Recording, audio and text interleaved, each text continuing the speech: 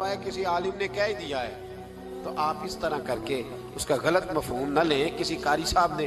اور قاری صاحب کو شوق کوئی نہیں ہوتا پیسے اکٹھے کرنے کا, وہ تو کمیٹی والے کہتے ہیں نہ اکٹھے کیے تو چھٹی کرا دینی ہے, اس لیے وہ اکٹھے کر لیتے ہیں بیچارے کئی دفعہ اسپیکر کھول کے. تو اب وہ جو سن رہا ہے اس کا بھی پریشر بڑا ہوا ہے, کہتا ہے ساؤنڈ نہیں دینا پہ بہن. تو بارک اللہ فی اہلک و مالک, اللہ تیرے اہل میں بھی برکت کرے, اللہ تیرے مال میں بھی. یعنی جب بھی تمہیں کوئی ہدیہ دے تو اس کے مال کے لیے بھی دعا کرو اور اس کی اولاد کے لیے بھی دعا کرو. یہ حضور نے ہمیں سکھایا ہے. قرض ایک صحابی پہ بڑا چڑھ گیا تو حضرت عبداللہ ابن مسعود سے کہنے لگے قرضہ بڑا چڑھ گیا, فرمانے لگے تمہیں وہ دعا نہ سکھاؤں جو ہمیں نبی پاک نے سکھائی ہے. فرمایا اگر تمہارے اوپر پہاڑ کے برابر بھی قرضہ ہوگا تو اللہ تمہارے قرضے کا بندوبست فرما دے گا. پر مسئلہ یہ ہے دعائیں یاد کرنی پڑتی ہیں اور پڑھنی پڑتی ہیں. یاد کرنی پڑتی ہیں اور ہم ہیں تعویذ پہ لگے ہوئے کہ کچھ لکھ کے دے دیں تاکہ باندھ لوں. دعا سکھائی نبی پاک نے, کیا فرمایا اللہم اکفنی بحلالک عن حرامک واغننی بفضلک عمن سواک. فرمایا یہ دعا مانگا کرو, اے اللہ مجھے کفایت کرنے والا رزق عطا فرما اور مجھے حرام سے بچا, اور مجھے اپنے فضل کے ساتھ دوسروں سے بے نیاز کر دے.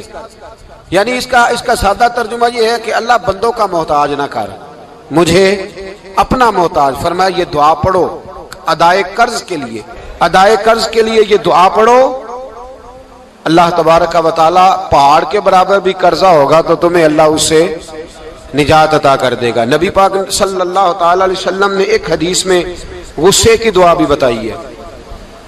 ویسے میرے خیال میں لوگوں کو غصہ نہیں آتا, آج کل غصہ نہیں آتا, لوگوں میں تکبر آ گیا ہے. اپنے سے چھوٹے پہ غصہ آتا ہے, اپنے سے تگڑے پہ کیوں نہیں آتا. جس آدمی نے گلی پہ خیرات مانگنے والے پہ غصہ کیا ہے وہ ایس ایچ او صاحب پہ کیوں نہیں کرتا. غصہ تو غصہ ہے نا, سب پہ ہونا چاہیے, لیکن بڑا سمجھدار غصہ ہے.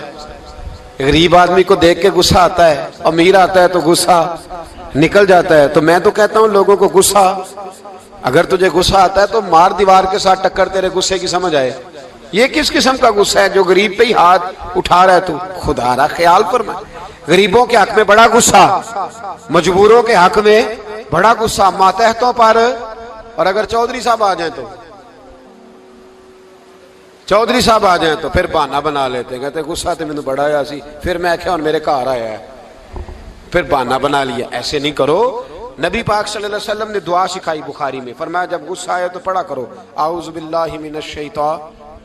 آتی ہے نا دعا ماشاءاللہ, اعوذ باللہ من الشیطان. جب غصہ آئے تو یہ والی دعا پڑھ لیا کرو. نبی پاک علیہ الصلوۃ والسلام نے ارشاد فرمایا کہ جب تمہارے بھائی کو چھینک آئے نا تو چھینک آنے والے کو کہنا چاہیے الحمدللہ. چھینک آئے اس نے کیا کہنا ہے, یاد ہو جائے گا کیا کہنا ہے, الحمدللہ. اور جو سنے اس نے کہنا یرحمک اللہ. کیا کہنا ہے, یرحمک اللہ, اللہ تجھ پہ رحم کرے. یہ پڑھنا ہے اس میں. حضرت عبداللہ بن مبارک رحمۃ اللہ تعالی علیہ نا دریا کے کنارے کھڑے تھے, کشتی سے اترے تھے ابھی اور وہیں کھڑے تھے. تو ایک آدمی, دو چار لوگ کشتی میں کنارے سے آپ کے پاس سے گزرے تو ایک کو چھینک آئی, اس نے کہا الحمدللہ. اب سنت ہے کہ جواب دو یرحمک اللہ, اللہ تیرے اوپر رحم فرما. جواب دینا تھا لیکن وہ کشتی تیزی سے گزر گئی. حضرت عبداللہ بن مبارک رحمۃ اللہ تعالی علیہ نے ملاح کو بلایا, فرمانے لگے اس کشتی کا پیچھا کرنا ہے. وہ کہنے لگا سواریاں بیٹھیں گی تو جاؤں گا. اس زمانے میں جو پوری کشتی کا ایک سائیڈ کا کرایہ تھا وہ 5 دینار تھا. فرمانے لگے تو نہ اس طرح کر, اسپیشل مجھے لے جا بٹھا کے. کیا لے گا, اس نے کہا 20 دینار لوں گا. فرمایا 20 ہی دوں گا. اس کشتی کا پیچھا کیا اور جس آدمی کو چھینک آئی تھی نا اس سے جا کے یرحمک اللہ کہا.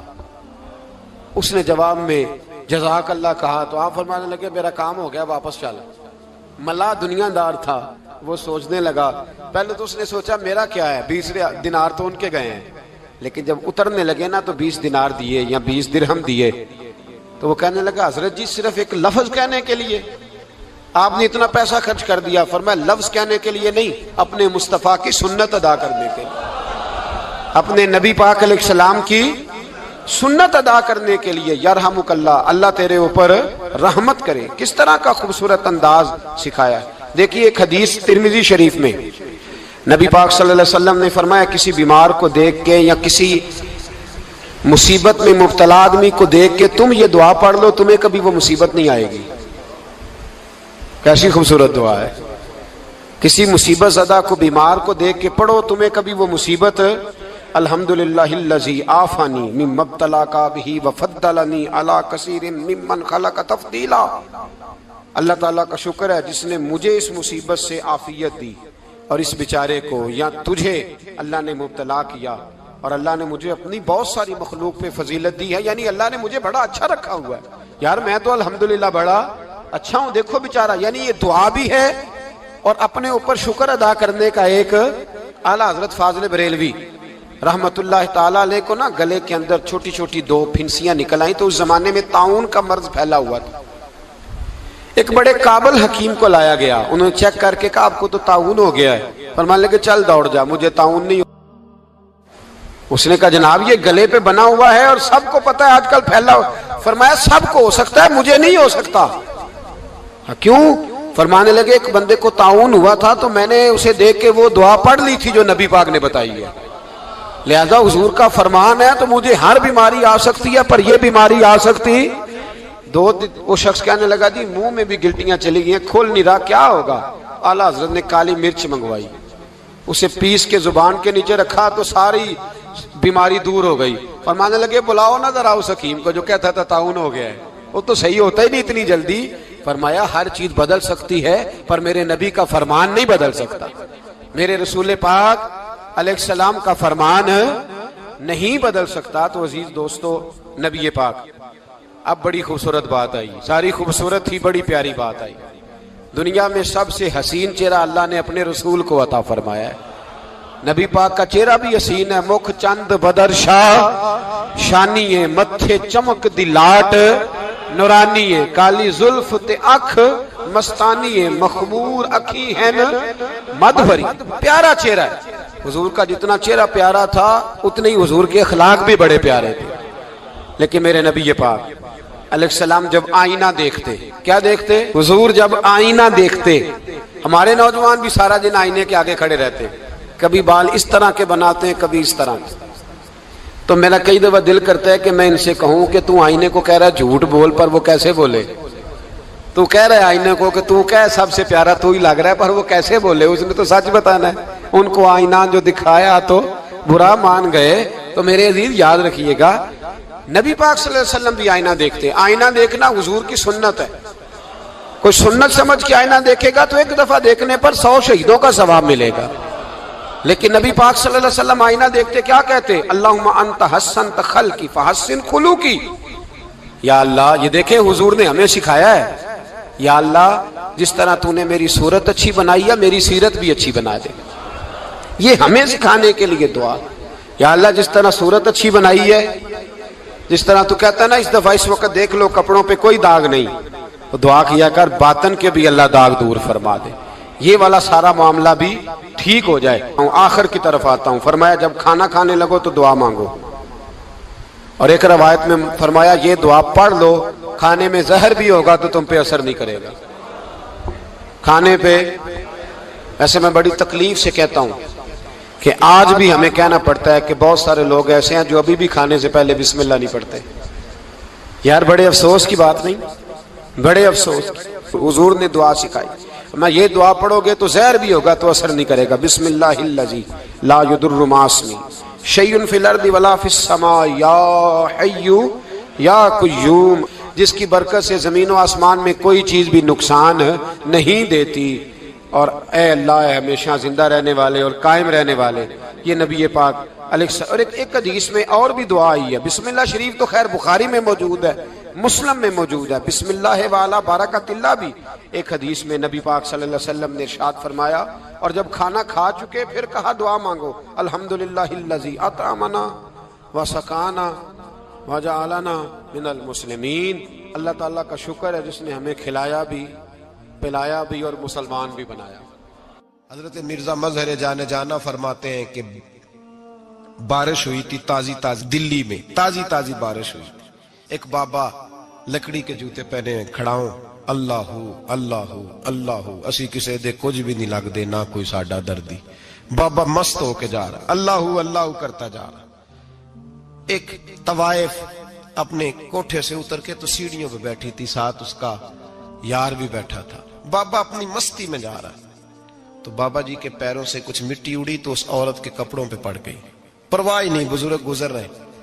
وہ یار اس کا دوڑا ہوا آیا، اس نے آ کے تھپڑ مارا. کا خیال نہیں سارے اس کے کپڑے آلودہ کر دیے، تو کدھر تیرا دماغ نہیں ٹھیک؟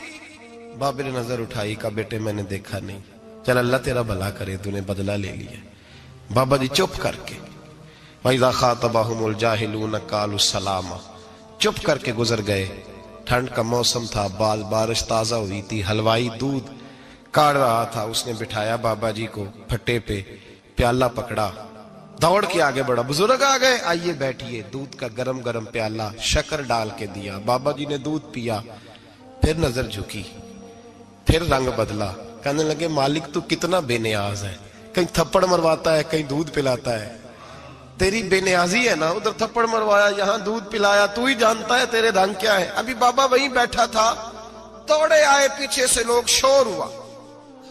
بابے کو دبوچ کے وہاں لے گئے جہاں اس نوجوان نے تھپڑ مارا تھا. کہا تو اللہ کا بندہ ہے، اللہ کے بندے بد دعا تو نہیں دیتے. ہوا کیا؟ کہا تو نے بد دعا دی ہے؟ کہا نہیں دی، بات بتاؤ. کہنے لگے اس نے تجھے تھپڑ مارا ہے، چھت پہ چڑھا ہے، پیر پھسلا ہے، گردن کے بل گرا ہے، منکا ٹوٹ گیا، مر گیا ہے، تو نے بد دعا دی ہے.